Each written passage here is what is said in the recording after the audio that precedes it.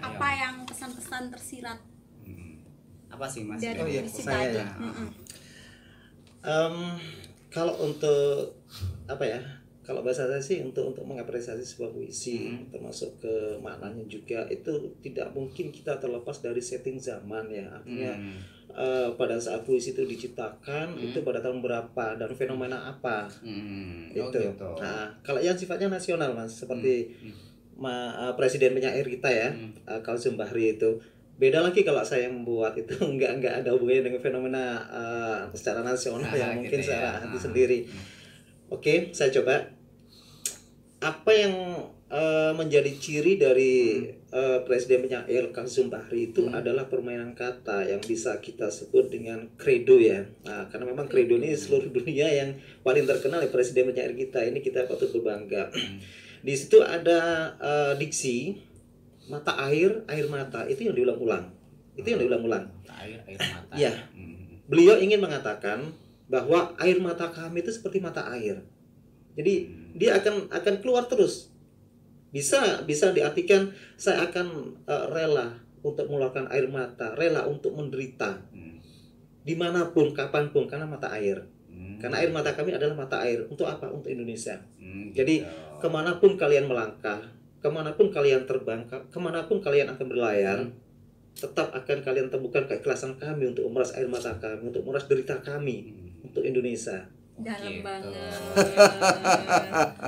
Ya Bener itu nggak? ya apresiasi singkat ya. aja. Iya. Padahal kan kata-katanya cuma dibalikan. Mata Air air, mata air, air mata. Cuman pesan yang tersirat itu kayak ngena banget gitu kan. Betul sekali. Kalau saya malah menangkapnya yang gini, kemanapun kita berjuang, kita tetap harus satu Indonesia kayak gitu. Kayak gitu. Boleh saja kita mempunyai tafsir yang tafsir berbeda. kan tadi ya. Namanya tafsir ya. Multitafsir. Ya, namanya tafsir.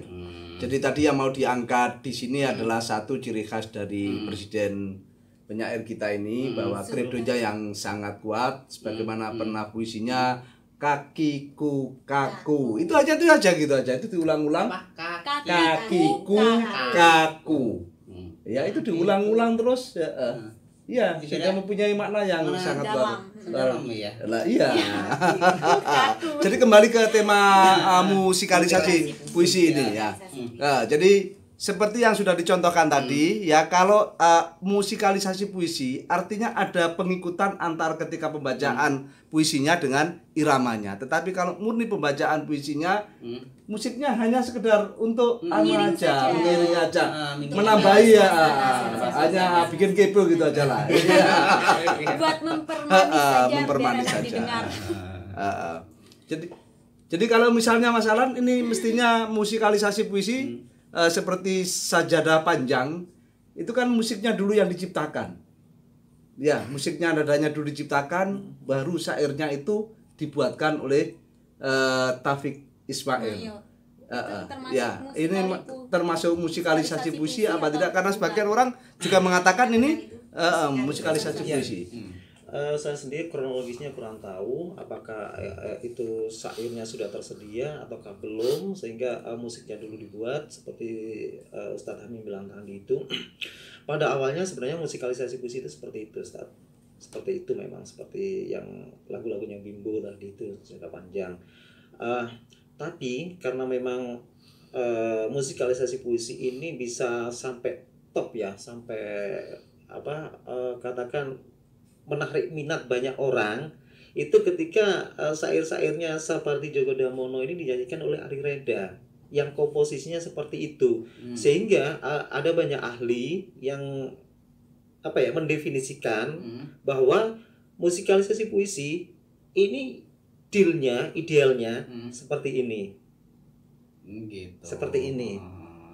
Kalau menurut saya sih, kalau yang di itu ya lagu-lagunya Bimbo itu musikalisasi juga, musikalisasi puisi. Tapi bagaimanapun saya itu nggak bisa katakan menentang arus atau apa. Sebenarnya nggak menentang arus sejak awal, karena sudah saya katakan nggak ada konvensi yang absolut, nggak ada semacam kesepakatan tentang definisi musikalisasi puisi seperti itu.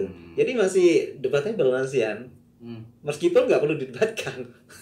Seperti itu. Jadi masalah musikal puisi tergantung anggapan orang lain-lain orang beda ya berarti ya anggapannya. Jadi kalau itu dari Bimbo itu menurut saya musikal puisi gitu. Berarti bisa juga. Bisa kan? Bisa. Karena kalau saya memang sepakat ke yang komposisi seperti Ali Reda dan seperti barusan tadi yang dimainkan itu. Saya sepakat lebih yang seperti itu. Kenapa? Lebih detail ya, lebih lebih khusus kalau menurut saya. Kalau lagunya Bimbo ya puitis banget memang kan memang ciptanya Taufik Ismail ya, gitu. seorang bujangga yang menciptakan. Gak ada masalah kalau itu mau disebut musikalisasi puisi dan memang itu musikalisasi puisi bagi mereka yang setuju seperti itu komposisinya. Seperti itu. Berarti boleh ya kalau misalkan bikin lagu dari puisi yang sudah ada, dari puisi ciptaan para pujangga ini. Seperti itu. Kita tapi mainnya pakai musik yang berbeda dengan aransemen yang berbeda, lagu yang genjang-genjang gitu, kita nyebutinnya musikalisasi puisi masih diperbolehkan ya? Boleh. Itu kan berarti mau persepsi diri sendiri gitu. Soalnya jenis musik orang kan beda-beda. Ya maksudnya gini Mas, satu puisi bisa ndak dinyanyikan dalam genre musik yang berbeda. Satu. Yang kedua bisa saja karena ini dimasukkan dalam genre yang berbeda, bisa mestinya itu sedih, bisa jadi riang gitu loh ya. Karena dia nggak suka bela-bela. Kita lihat misalnya ya penyanyi kita yang si Raja Dangdut itu semuanya dakwah. Tetapi dinyanyikan dengan riang ya, orang itu dilarang. Ya, misalnya Miras Santika. Ya, melarang untuk miras. Ya, Kuta Sudita, tapi orang dengan asik joget begitu loh ya. Ini akan memulai mana enggak gitu ya. Umum ya tadi ya, secara itu tidak disebut sebagai musikalisasi puisi. Nah ini yang perlu kita bahas. Ya, oke ya. Lagunya Rhoma Irama ada lagu yang penuh dakwah. Kalau kita bilang kedalaman makna, ya mungkin bagi saya pribadi maknanya tidak terlalu dalam karena itu lugas, artinya disampaikannya lugas. Jangan mabuk misalnya, kayak lagu sing tutupen botolmu, nah, itu kan anjuran atau saran ya, tetapi maknanya tidak terlalu dalam karena diksi-diksi yang dipakai itu lugas. Itu yang membuat kita kadang-kadang mengatakan bahwa itu bukan musikalisasi puisi. Kemudian seperti lagunya Bimbo, sebagian besar dari para penyair. Betul. Dan itu bisa dikatakan sebagai musikalisasi puisi di saat membawakannya. Tadi yang Mas Alan katakan tuh 50%. Jadi tidak mengeksplor musiknya, tapi mengeksplor bait-bait syairnya itu. Jadi dalam sebuah lagu kita bisa mengatakan itu musikalisasi puisi dan kita juga bisa mengatakan itu bukan musikalisasi puisi. Itu memang harus ada ciri-ciri tertentu. Betul, cirinya itu ada. Ini musikalisasi puisi yang seperti kita tadi nyanyikan kan tidak seperti musik-musik pada layaknya kan. Pada saat musik-musik yang tatanannya sudah jelas gitu, dari ini balik ke ini, dari ini balik ke ini, mungkin dari pemain musik bisa merasakan gitu. Kalau untuk musikalisasi puisi itu kadang-kadang larinya itu tidak harus iramanya tetap seperti itu. Mungkin masalah bisa lebih menjelaskan yang menjadi ciri gitu yang betul-betul kita bisa mengatakan ini musikalisasi puisi dan ini bukan musikalisasi puisi. Kalau begitu kita harus sepakat bahwasanya batasan-batasan musikalisasi puisi itu ya paling nggak maksimal ya 50% tadi itu. Gitu ya. Harus sepakat itu. Kalau kita nggak sepakat itu malah semakin lebar nantinya, ya kan? Semakin lebar. Ketika ada sebuah lagu yang memang dia diambil dari syairnya pujangga, bisa saja itu disebut musikalisasi puisi dengan komposisi yang nggak seimbang, 30 vokal, 70 musik. Nah, itu. Kalau emang kita mau lebih spesifik ya harus sepakat dulu. Itu 50-50 maksimal. Itu maksimal, Mas. Bahkan di lagunya Ari Reda kalau nggak salah Menekuk Senja ya. Itu terbalik itu. 60 vokal, 40 instrumennya. Instrumennya itu. 40. 60-nya itu ke puisinya berarti ya? Iya, ke vokalnya. Karena memang di sana ada suara 1, suara 2, Ari dan Reda sama-sama nyanyi. Sementara alat musiknya cuma 1. Nah, itu. Itu kita harus sepakat dulu. Kalau saya memang lebih pilih yang agak kekinian ya, kekinian tadi yang si Ari Reda, bukan yang Bimbo itu. Itu sudah saya singgung tadi. Sebenarnya Bimbo ini musikalisasi puisi. Kenapa? Ya karena puitis, Cuma nggak begitu cetar membahana. Kenapa? Musiknya sama aja seperti yang lain gitu loh, nggak ada ciri khasnya di musiknya, sehingga nggak bisa dibedakan. Tapi ketika muncul Ari Reda, terus mata air mata tadi itu kan sangat khas sekali ya, khas sekali, terasa sekali kalau itu puisi seperti itu. Betul. Oke. Atau mungkin Ebit GAD gitu ya. Ebit GAD ya.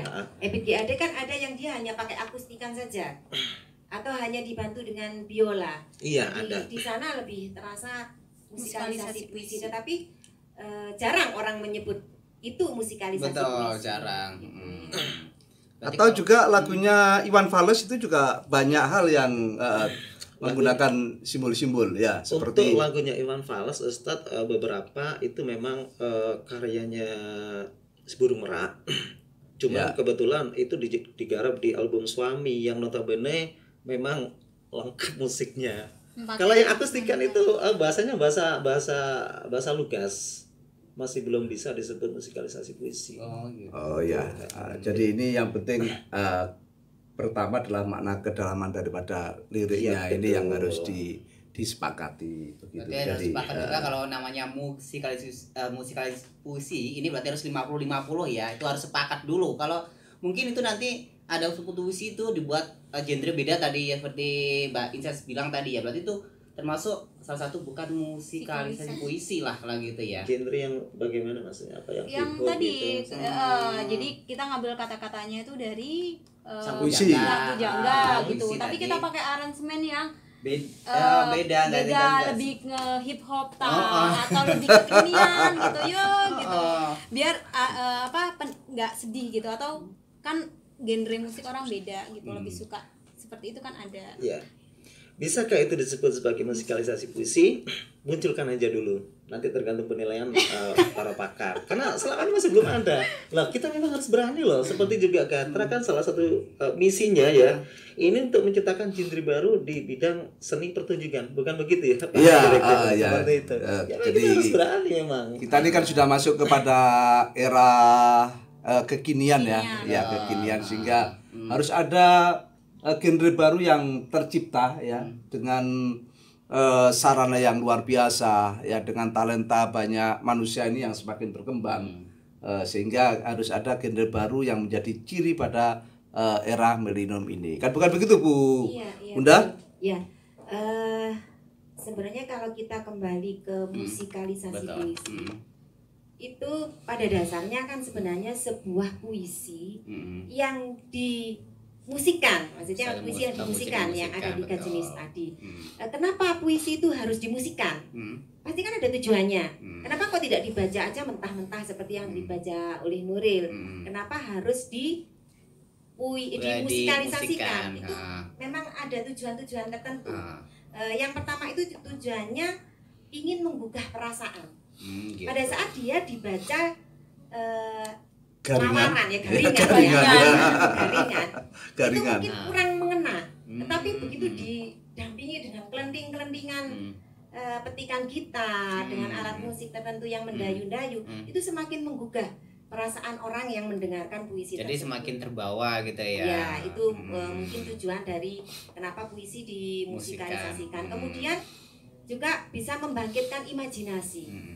Pada saat kita membacakan sebuah puisi atau puisi itu kita nyanyikan dengan nada-nada tertentu, itu yang mendengarkan imajinasinya bisa kemana-mana, bisa lebih kemana-mana, maksudnya. Jadi dari bisa lebih pada berimajinasi gitu ya. Iya, tanpa musik. Berikutnya mungkin bisa mendorong orang itu lebih mampu berpikir lebih bisa mendalami makna yang dimaksudkan.